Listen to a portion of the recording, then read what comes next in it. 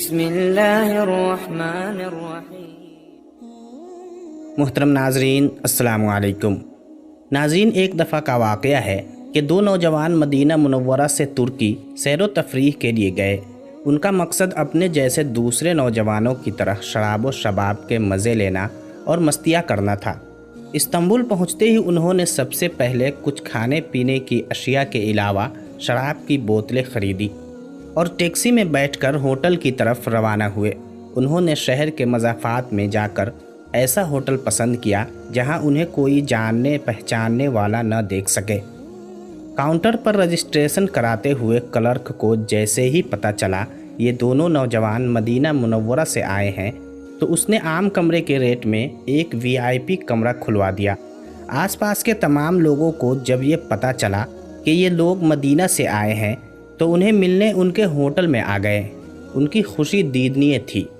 جب سب لوگ چلے گئے تو دونوں کمرے میں پہنچے اور بس بوتلیں کھول کر معدے میں انڈیلنے بیٹھ گئے۔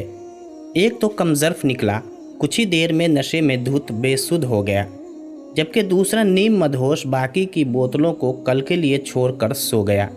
ان کو سوتے کچھ ہی دیر گزری ہوگی کہ کسی نے دروازہ کھٹکھٹایا۔ صبح کے 4:30 بجے تھے۔ ایک نے غنودگی میں اٹھ کر دروازہ کھولا تو سامنے کاؤنٹر کلرک کھڑا تھا۔ کہنے لگا کہ ہمارے امام مسجد نے یہ جان کر کے ہوٹل میں مدینہ شریف سے 2 آدمی آ کر ٹھہرے ہوئے ہیں، نماز پڑھانے سے انکار کر دیا ہے کہ وہ ایسی بے ادبی ہرگز نہیں کر سکتا۔ ہم لوگ آپ کا مسجد میں انتظار کر رہے ہیں، آپ جلدی سے تیار ہو کر آ جائیں۔ اس نوجوان کو یہ بات سن کر حیرت کا شدید جھٹکا لگا۔ اس نے جلدی سے اپنے دوسرے ساتھی کو جگا کر بتایا کہ صورتحال ایسی ہو گئی ہے اور پوچھا کیا تجھے کچھ قرآن شریف یاد ہے؟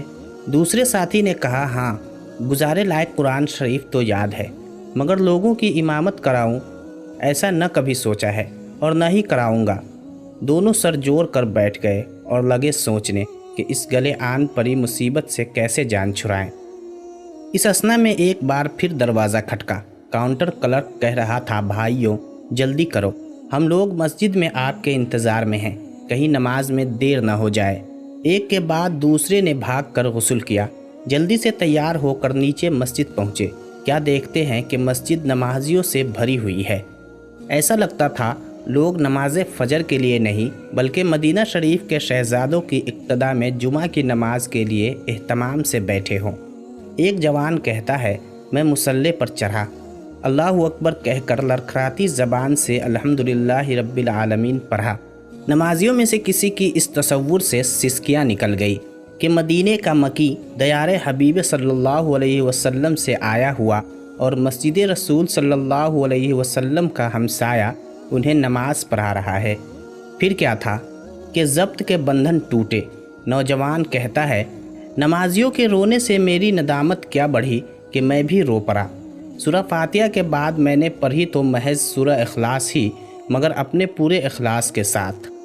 نماز ختم ہوئی، نمازی میرے ساتھ مصافحہ کرنے کے لیے عمر پڑے اور کئی ایک تو فرتے محبت سے مجھے گلے بھی لگا رہے تھے۔ میں سر جھکائے کھڑا اپنا محاسبہ کر رہا تھا۔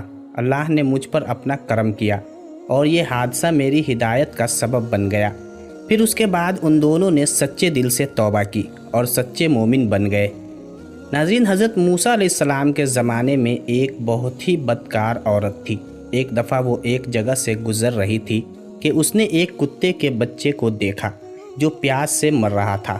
اس نے اپنا دوپٹہ پاس کھڑے کنویں میں لٹکایا اور جب کپڑا تر ہو گیا تو اس نے وہ پانی اس بچے کے منہ میں نچوڑ دیا، جس سے اس کتے کے بچے کی جان میں جان آ گئی۔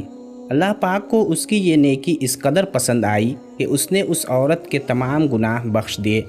ناظرین، ہمیں چاہیے کہ ہم اللہ تعالیٰ سے اپنے گناہوں کی معافی ضرور مانگیں، وہ بڑا کریم ہے، ضرور سنتا اور بخشتا ہے۔ ناظرین، ویڈیو کیسی لگی کمنٹ باکس میں ضرور بتائیں۔